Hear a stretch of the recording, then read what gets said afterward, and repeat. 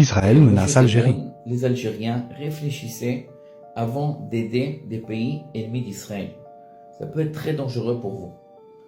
Donc Israël a su qu'il y avait là-bas quatre officiers algériens et Israël les a tués. L'Algérie, de façon officielle, n'admet pas ces faits, mais ne le renie pas non plus. Ce qui dit beaucoup sur ces faits. C'est-à-dire le fait que l'Algérie ne le renie pas, ça veut dire que c'est vrai. Mais l'Algérie n'aurait pas dû se mêler de cette guerre.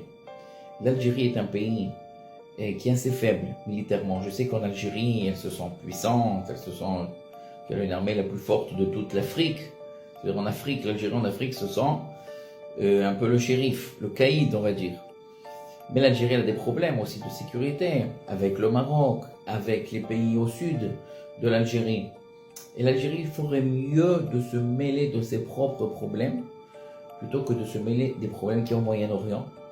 Parce que, si vous comprenez, si Israël peut envoyer des avions à plus de 2000 km d'Israël, faire des attaques. On a attaqué aussi le Yémen, qui est plus loin aussi que 2000 km. Donc des attaques qui ont été très très bien réussies, qui étaient très précises.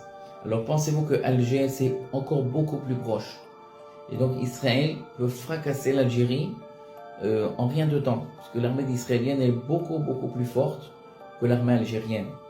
Et l'Algérie a beaucoup à perdre. L'Algérie c'est un pays qui essaye de se développer de façon économique, militaire, etc. Et l'Algérie a beaucoup à perdre d'une guerre avec Israël. Donc,